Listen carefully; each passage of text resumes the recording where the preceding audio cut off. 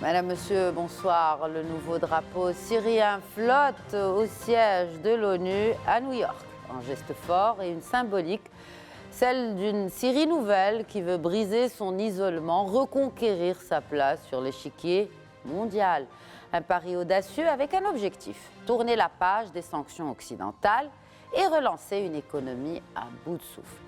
Et dans sa première intervention au siège des Nations Unies, le chef de la diplomatie syrienne, Asad al-Shaibani, déclare, je cite, « Nous demandons au Conseil de sécurité de faire pression sur Israël pour le retrait de Syrie et pour appliquer l'accord de désengagement de 1974. » Fin de citation. Cet appel intervient après une semaine de rebondissements majeurs. Quelques jours plus tôt, en effet, un membre du Congrès américain, Corey Mills, révèle que le nouveau président syrien souhaiterait revenir à des relations normales avec Israël, voire même, si les conditions le permettent, de faire partie des accords d'Abraham. Le Liban manifesterait également son intérêt, sans oublier que l'émissaire de Donald Trump pour le Moyen-Orient a fait part mardi dernier de son optimisme quant aux efforts entrepris pour convaincre l'Arabie saoudite de rejoindre les accords d'Abraham. De quoi ces déclarations sont-elles annonciatrices ? Quelles seraient les conditions de chacun pour acter ces messages ? Pourquoi le Royaume-Uni lève ses sanctions contre les ministères de l'Intérieur et de Défense syriens ? Si depuis la chute de Bachar el-Assad, Israël mène des opérations transfrontalières au nom de sa sécurité, la Turquie de Recep Tayyip Erdogan cherche aussi à affirmer son influence dans la région. La Syrie, nouveau terrain de lutte d'influence où les acteurs ont manifestement bien changé depuis ce 8 décembre dernier. J'accueille pour le débat ce soir, depuis Abu Dhabi, Dr Mohamed Badil Yachewi, professeur d'études stratégiques au Collège de défense aux Émirats arabes unis. Bonsoir, Dr Yachewi, bienvenue à vous avec nous. Bonsoir et merci pour votre invitation. Merci à vous de l'accepter. Avec moi en plateau, l'expert en relations internationales, et c'est un plaisir renouvelé de l'accueillir, Feth Botal. Bonsoir et bienvenue à vous également. Merci pour l'invitation.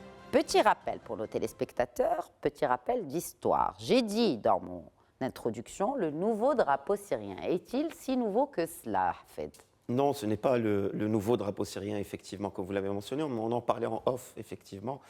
Il s'agit du drapeau de l'indépendance. La Syrie a été pendant 30 ans, ou plutôt 25 ans, sous mandat français de la SDN et puis des Nations Unies.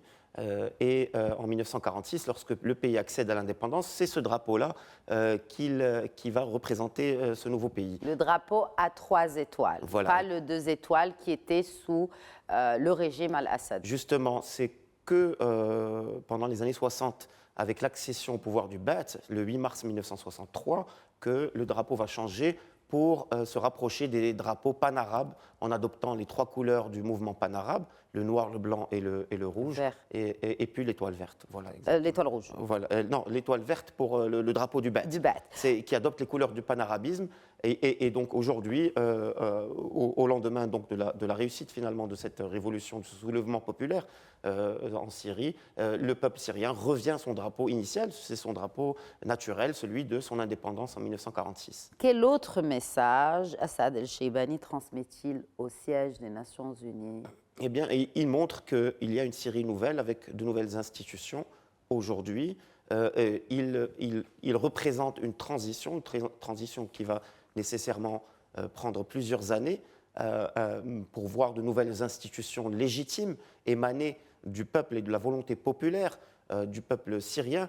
Donc aujourd'hui, ce sont ceux-là les visages de la transition et on connaît cette date, celle de 2029, qui est censée voir les premières élections libres se tenir dans le pays. En attendant, cet appel aussi au Conseil de sécurité, Dr Yachewi, du chef de la diplomatie syrienne, appel au Conseil de sécurité à faire pression pour le retrait d'Israël. Alors, on le sait, il y a des avancées majeures ces dernières semaines dans la zone tampon et au-delà. Comment un retrait serait-il envisagé, selon vous, Dr Yachewi ? Un retrait des troupes israéliennes de cette zone tampon et outre cette zone tampon? Écoutez, ça me paraît très difficile. En fait, la Syrie est face à de nombreux défis et la question du retrait des troupes israéliennes de la zone tampon paraît assez compliquée vu le contexte. Je ne pense pas que le gouvernement de Benjamin Netanyahou ni l'état-major israélien, le cabinet de guerre, pour le dire rapidement, acceptera de se désengager de cette zone. C'est une zone stratégique pour tout un tas de raisons, à la fois bien évidemment pour les partisans du Grand Israël, mais aussi d'un point de vue purement militaire, puisque le plateau du Golan notamment et la zone tampon permettent de garder un œil sur tout un tas de territoires du fait de sa position géographique. Donc je ne pense pas que les demandes syriennes seront, on va dire, couronnées de succès, ce qui pose aussi tout un tas de problèmes sur les futures relations que le gouvernement al-Shara souhaite mettre en place avec le gouvernement israélien, et je pense qu'on va pouvoir en discuter. Justement, en parlant, parce qu'il y a quand même cette déclaration à Bloomberg du membre du Congrès américain Corey Mills, qui révèle avoir eu cette conversation avec Ahmed Shara, le président syrien, et qu'il y aurait confessé qu'il souhaiterait reprendre des relations normales avec l'État hébreu. Vous en pensez quoi? Un commentaire déjà sur cette déclaration du congressman américain. Le président syrien, je pense, a compris une chose, c'est qu'il a besoin d'avoir un maximum d'alliés pour reconstruire la Syrie. C'est un pays qui est dans une situation très difficile, l'économie est exsangue, le pays est détruit. Donc il va avoir besoin à la fois des investissements du Golfe et des pays occidentaux, au premier chef les États-Unis et les pays européens.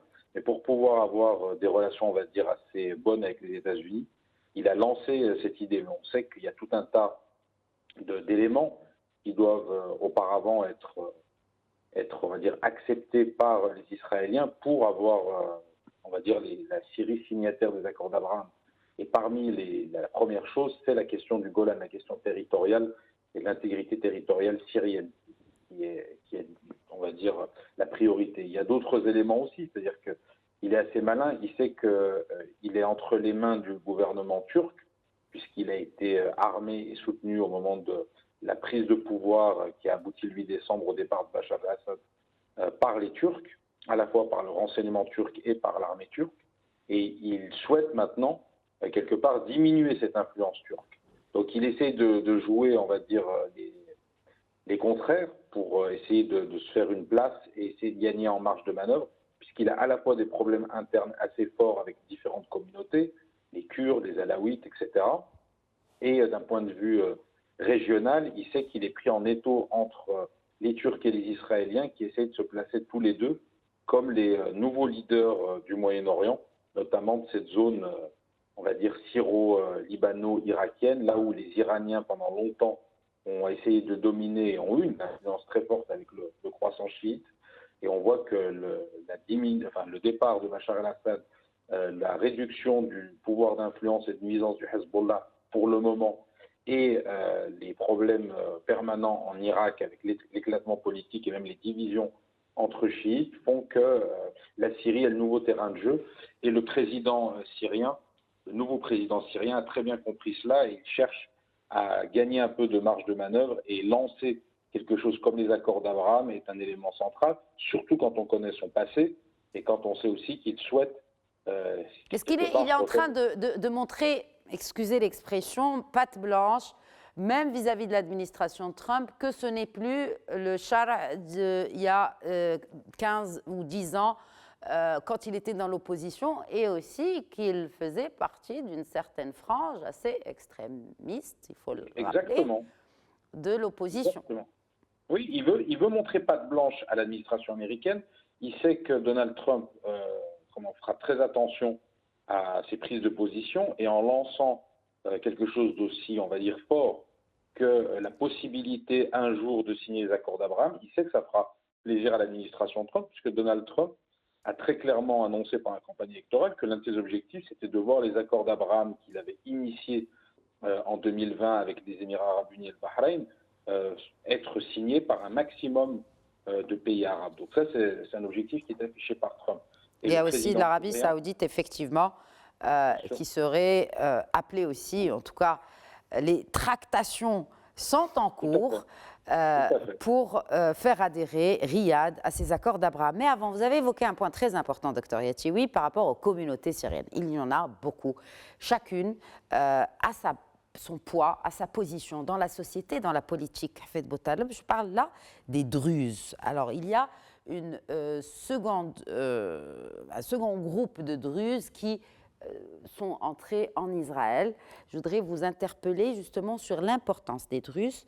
Que représentent les Druzes dans la structure sociétale et politique syrienne? Et selon certains, ils seraient utilisés par les Israéliens.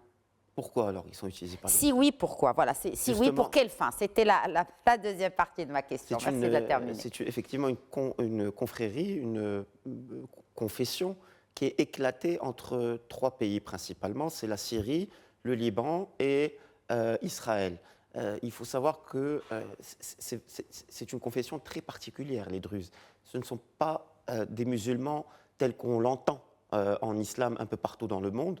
Ils ont une vision, ils sont qualifiés de chiites, mais eux-mêmes se qualifient c'est un syncrétisme. C'est une croyance assez iconoclaste pour le Moyen-Orient. Et ils sont une minorité finalement, 500 000 en Syrie, peut-être 300 000 400 000 au Liban, et puis 200 000 peut-être ou 300 000. Donc finalement en Israël. Donc finalement c'est une minorité de 1 à 1,5 million. Pourquoi Israël joue-t-elle la carte des Druzes? Parce qu'Israël a toujours proclamé qu'elle est le pays qui offre une oasis de paix à toutes les minorités confessionnelles du Moyen-Orient. Et effectivement, l'Israël proclame que cette oasis de paix et de démocratie, le seul pays démocratique de la région, comme souvent elle s'en vante, a permis aux Druzes de devenir des citoyens israéliens à part entière dans un État qui pourtant est censé être un État à majorité juif. Donc en montrant que l'État de droit fonctionne en Israël et que ces minorités sont protégées, elle démontre que le projet finalement sioniste est un projet démocratique, ouvert et qui n'est pas dans les classifications ethniques et raciales.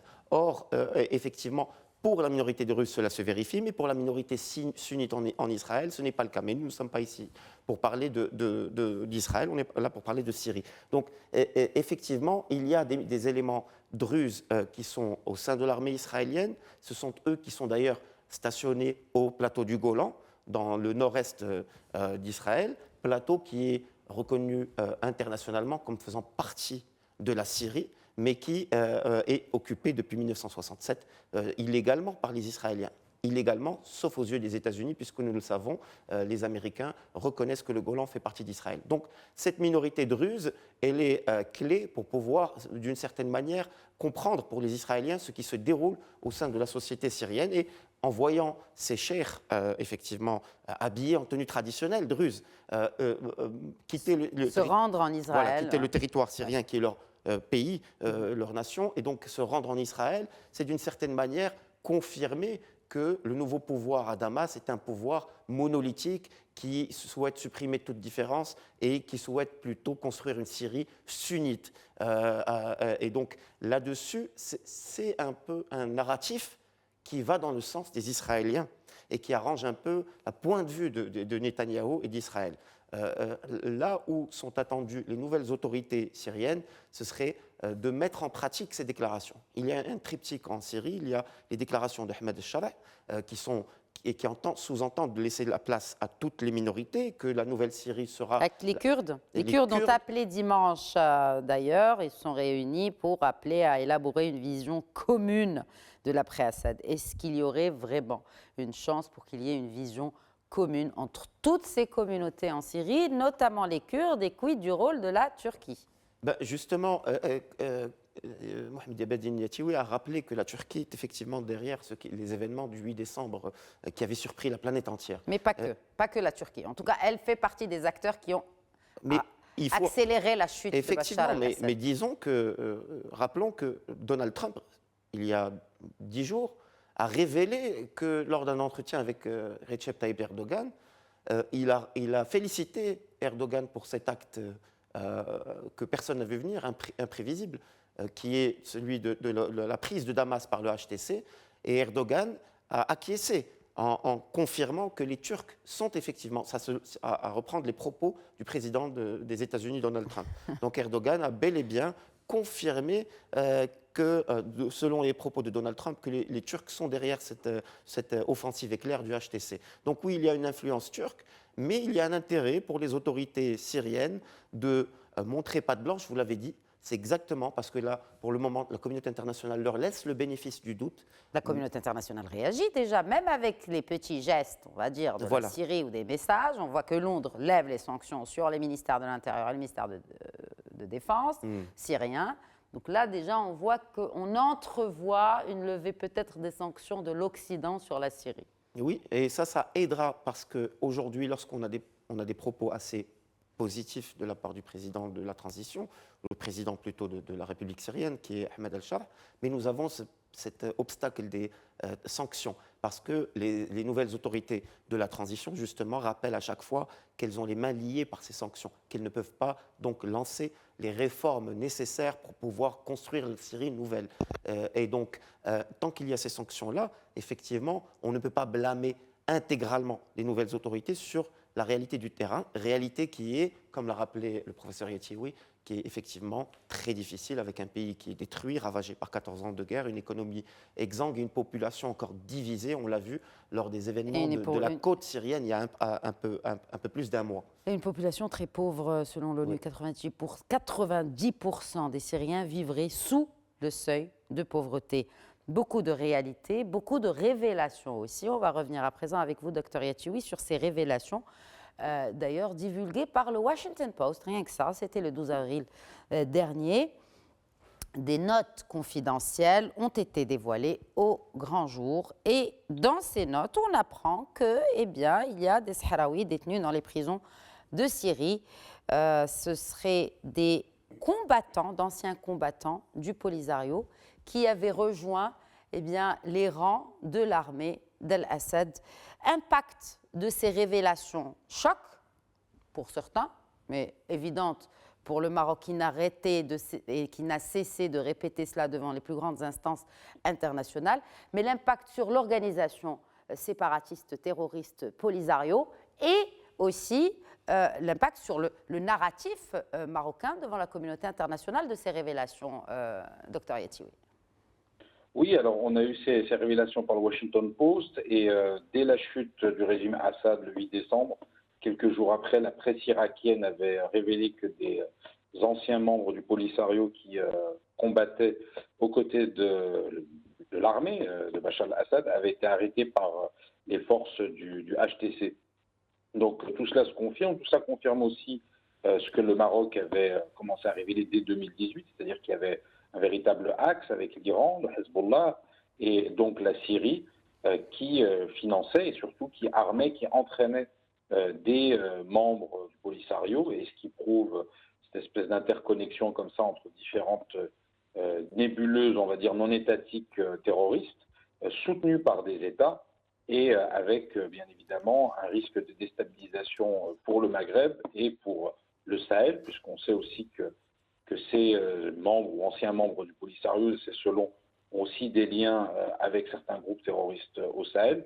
Donc on voit que du Moyen-Orient à l'Afrique du Nord en passant par le Sahel, il y a un véritable risque terroriste et un véritable pouvoir de nuisance, j'ai envie de dire, et une nécessité de traquage et de partage du renseignement de la part des États. Donc on voit que cette situation-là, révélée par le Washington Post, pose tout un tas de questions sur évidemment la nature du régime Assad et sa, on va dire, haine ou sa rancœur vis-à-vis du régime marocain. Parce qu'on se souvient que même au départ, quand le mouvement commence en 2011 contre le régime Assad, finalement le seul pays qui s'est porté sur la durée et de façon, on va dire, sans aucune équivoque et sans aucun changement de pied en faveur du peuple syrien, c'est le Royaume du Maroc et c'est Sa Majesté le Roi. On se souvient des camps de réfugiés qu'il avait visités en Jordanie à la frontière avec la Syrie. Et tous ces éléments-là montrent que finalement, de la part du régime bassiste et panarabe syrien, pendant très longtemps, il y a eu une haine envers le Maroc, une volonté de soutenir tous les mouvements séparatistes qui pourraient nuire au Maroc et à son intégrité territoriale. Donc ça renforce bien évidemment les arguments marocains devant les Nations Unies, devant le Conseil de sécurité, Et ça prouve que des groupes à la fois non étatiques, mais aussi des États cherchent à nuire au Maroc et à porter atteinte à son intégrité territoriale, mais aussi à sa sécurité nationale, et pas seulement, comme je le disais, aussi à tout un tas de régions, que ce soit le Moyen-Orient, l'Afrique du Nord ou le Sahel. Et on voit qu'au Moyen-Orient, la situation en Syrie était tellement catastrophique qu'aujourd'hui, on a ces gens qui sont toujours prisonniers et le gouvernement Chara ne souhaite pas les libérer malgré les demandes répétées de l'Algérie, par exemple. Exact. Un complément d'information fait de Botal sur ce point avant que Justement, je passe à la dernière question de l'émission. le chef de la diplomatie algérienne s'était déplacé à Damas pour essayer de négocier l'extradition de ces combattants du Polisario. Mais les Syriens sont déterminés à faire justice puisqu'ils ont vécu cette implication du Polisario dans leur chair. Il faut rappeler que la guerre civile syrienne, c'est 600 000 morts. Ce sont des villages qui ont été massacrés par les éléments du Polisario, par les éléments du Hezbollah, probablement assistés par des éléments du Polisario, des villages dont le seul crime était d'être des villages à majorité sunnite. Ça, c'est une réalité qu'il faut rappeler. Donc le Polisario est impliqué dans ces massacres-là. Et le Polisario était présent aussi en Azawad, à aider à la déstabilisation d'un État souverain comme le Mali, le Niger. On a aperçu des éléments du Polisario jusqu'en Libye. Donc cette question-là, nous le savons, nous, Marocains, et les autorités algériennes connaissent la réalité de cette nébuleuse terroriste. Mais ils l'ont créée. Ils l'ont créée. C'est normal qu'ils la connaissent. Mais cette question-là, elle doit être opposée à ces mouvements de l'extrême gauche et de la gauche en Europe. Ces groupes et partis qui soutiennent, et ONG qui soutiennent le Polisario au nom du droit des peuples à l'autodétermination, doivent comprendre que ce n'est plus du tout derrière les slogans l'objectif que poursuit le Polisario. Au contraire, le Polisario va soutenir des organisations tyranniques, dictatoriales, affiliées à des régimes justement qui sont au banc de la communauté internationale, jusqu'à aller massacrer la population. Et il faut qu'il y ait des rapports précis et détaillés qui puissent être opposés à tous ces groupes de gauche en Europe qui continuent aveuglément à soutenir des groupuscules qui ont mené des massacres au Moyen-Orient et aussi en Algérie, il faut le rappeler aussi. Oui, et puis c'est quand aussi des faits et la réalité de l'histoire et des faits aujourd'hui avérés devraient prendre peut-être la place d'une certaine idéologie obsolète. Oui. Qui Exactement. est celle d'une gauche révolue aujourd'hui. Oui, malheureusement, c'est bel et bien ça. Un dernier mot, en parlant de révolue, c'est aujourd'hui tout le Moyen-Orient qui est en pleine recomposition des faits du Hezbollah, chute du régime Assad, cette nouvelle stratégie israélienne en Syrie, Dr Yatiwi, après l'attaque du 7 octobre, c'est un nouveau Moyen-Orient. Un dernier mot peut-être sur le rôle de l'Arabie saoudite en ce qui concerne la Syrie, en ce qui concerne les accords d'Abraham, et enfin cette déclaration dimanche du chef de la diplomatie, Premier ministre qatari, qui dit que le Qatar était prêt à prêter main forte au régime syrien, au président syrien, et aussi à les aider à reconstruire le pays. Donc on voit aussi cette lutte d'influence claire et affichée, assumée par les acteurs de la région. Un mot sur cela pour clore cette émission, Dr Yatiwi.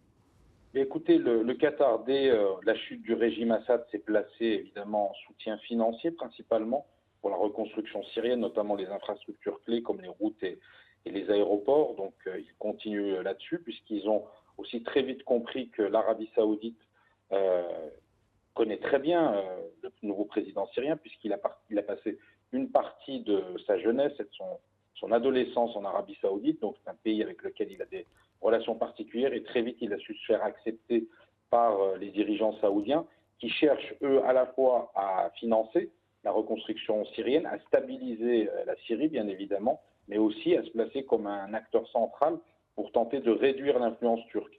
Et on voit que les premières tensions maintenant commencent d'ores et déjà avec la Turquie, puisque le premier voyage du président syrien à l'étranger s'est fait en Arabie saoudite et non pas en Turquie. Et maintenant qu'il cherche à relancer la compagnie aérienne syrienne, la compagnie nationale, cette semaine, par exemple, les autorités turques lui ont refusé la possibilité de survoler l'espace aérien turc. Donc on voit qu'il y a un espace pour l'Arabie saoudite pour devenir on va dire, le meilleur allié du nouveau président syrien, et aussi chercher par là même à se placer au niveau des relations avec Israël. Et pour répondre à votre question sur les accords d'Abraham, avant le 7 octobre, les négociations étaient très bien avancées entre les Saoudiens et les Israéliens. Le 7 octobre a un peu gelé, on va dire, ces négociations. L'Arabie saoudite a plusieurs demandes, parmi lesquelles la création d'un État palestinien. C'est le plan Abdallah de 2002, on s'en souvient.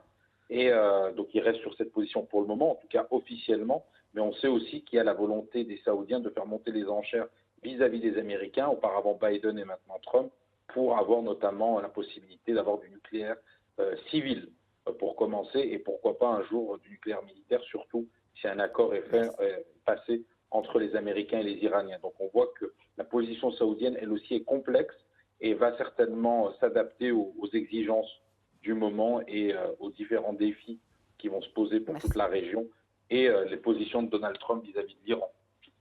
Merci beaucoup, Mohamed Badili Atiwi. Avec plaisir. Merci à vous aussi, Hafed Boutaleb. Vous aviez un mot à rajouter. Oui, un petit dernier mot, c'est cette explosion qui a eu lieu au port de Bandar Abbas, dans le sud iranien. Il faut rappeler que c'est le plus important port d'Iran, qui a connu une explosion colossale, gigantesque. On ne saura jamais vraiment ce qui s'est passé, mais ça démontre l'état de la société et de ce pays qu'est l'Iran, qui est en déliquescence absolue, voire même un régime à l'agonie, puisqu'un port aussi important ne devrait pas connaître un incident aussi dévastateur. Merci. Hafed Boutaleb pour cette précision et pour l'ensemble de vos éclairages ce soir, toujours précieux pour cette émission. Merci. Merci à vous de nous avoir suivis. Très bonne soirée à tous.